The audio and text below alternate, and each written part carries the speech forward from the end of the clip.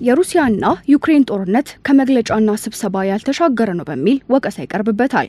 ከሪያድና ጅዳ ብሎም እስከ ኢስታንቡል ከዋሽንግተን እስከ ሞስኮ የተደረጉት የመልእክተኛ መግለጫዎች ጦርነቱን መፍታት ተስኗቸዋል፣ አሊያም ሆን ብለው ጦርነቱን ማስቀጠል ይፈልጋሉ የሚሉ ትችቶች በርከት ብለዋል። ለ30 ቀን ተኩስ አቁም እንዲደረግ ከስምምነት ቢደረስም ሩሲያና ዩክሬን እርስ በርስ በመወቃቀስ ጦርነቱን ከማቆም ይልቅ ማስቀጠሉን የመረጡት መስለውም ታይተዋል። የዩክሬኑ ፕሬዝዳንት ቮሎዲሚር ዜሌንስኪ የ30 ቀን የተኩስ አቁም ሀሳብ አሁንም ጠረጴዛው ላይ እንደተቀመጠ ነው። ምላሹ ከፑቲን መምጣት አለበት ብለው ቢማጸኑም ፑቲን ጦርነቱን ቀጥለውበታል። ፕሬዝዳንት ቭላዲሚር ፑቲን ወታደሮቻቸው የፋሲካን በዓል አስመልክቶ ተኩስ እንዲያቆሙና ወታደራዊ እንቅስቃሴ እንዳያደርጉ ቢናገሩም በፋሲካ ዕለትና ማግስት ጦርነቱ መቀጠሉ እንዲሁም ዜሌንስኪ ፑቲን በፋሲካ ጦርነት አቁሜያለሁ ቢሉም ቅጥፈት ነው፣ ዛሬም ጥቃት ከማድረስ አላቋረጡም ብለው መክሰሳቸው ሁኔታው ለይስሙላ እንጂ ከልብ ተኩስ ማቆም አይደለም አስብሎታል። ፑቲን ለ30 ሰዓታት እስከ እሁድ እኩለ ሌሊት ድረስ የሚቆይ የተኩስ አቁም ቢያውጁም በሌላ በኩል የሞስኮ ኃይሎች ከዩክሬን በኩል የሚሰነዘር ጥቃት ካለ ምላሽ እንዲሰጡ በተጠንቀቅ እንዲቆሙ አዘዋል። ፕሬዝዳንት ቮሎዲሚር ዜሌንስኪም ሞስኮ ቃሏን አጥፋለች ሲሉ ወቀሳ ቢያቀርቡም ጦርነቱ አልቆመም። ባለፉት ቀናት የአሜሪካ ውጭ ጉዳይ ሚኒስትር ማርክ ሩቢዮ ሞስኮና ኬቭ በቶሎ ወደ ድርድር የማይመጡ ከሆነ ዋሽንግተን ከድርድሩ ለመውጣት እንደማታመነታና ሁለቱን ሀገራት ለመሸከም ትከሻዋን እንደማታጎብጥ ከገለጹ በኋላ ለሳምንታት ወይም ወራት ድረስ ትዕግስት የለንም፣ ሌሎች ትኩረታችንን የሚፈልጉ ብዙ ጉዳዮች አሉብን ብለዋል። ከማርክ ሩቢዮ በተጨማሪ ፕሬዚዳንት ዶናልድ ትራምፕ በሩሲያና በዩክሬን መካከል ተጨማሪ የሰላም ስምምነት ውይይት ለማድረግ እንቅስቃሴ በሚደረግበት ሰዓት ሁለቱ ሀገራት ውይይቱን የሚያወሳስቡ ከሆነ አሜሪካ በአሸማጋይነት ከመሳተፍ ልትቆጠብ እንደምትችል መናገራቸው ምናልባት በ24 ሰዓት አስቆመዋለሁ ያሉት ጦርነት ሳይከብዳቸው እንዳልቀረ አመላካቸው እየተባለ ይገኛል። ፕሬዚዳንት ቭላዲሚር ፑቲን የሰላም ስምምነት ላይ ለመድረስ አስቸጋሪ ቅድመ ሁኔታዎች ማስቀመጣቸውም ለጦርነቱ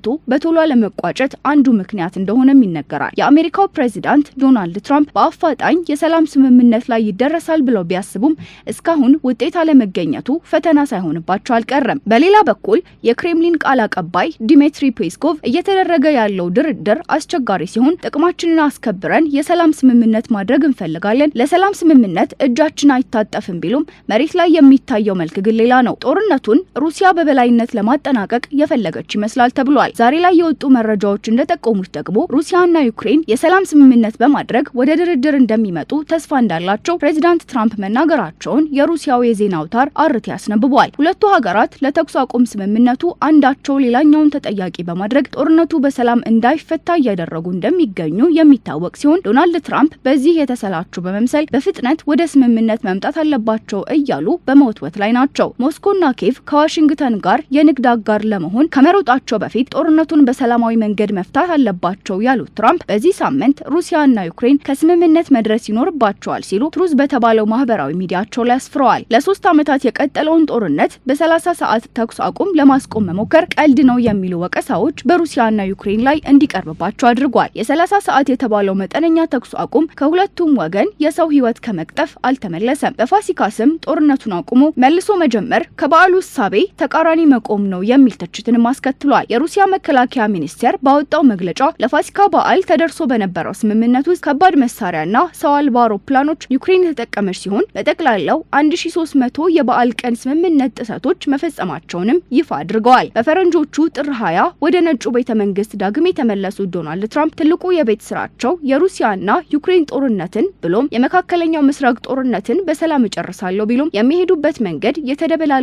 በመሆኑ ሁኔታውን አወሳስቦታል ሲሉ ወቀሳ የሚያቀርቡባቸው ብዙ ናቸው። ግሪንላንድን፣ ካናዳን፣ ፓናማን እጠቀልላለሁ ማለታቸው በታሪፍ ምክንያት ከቻይናና አውሮፓ ሀገራት ጋር የገቡበት ውዝግብ፣ በስደተኞች ጉዳይ የተለያዩ ዓለም አቀፍ ተቋማትን በፍጥነት መዝጋታቸው ትራምፕን ክፉኛ የሚያስወቅሱ ጉዳዮች እንደሆኑ ይታወቃል። አሜሪካ በቅርቡ ሁሉም ነገር በሰላም መጠናቀቅ አለበት ስትል አጥብቃ እየተከራከረች ትገኛለች።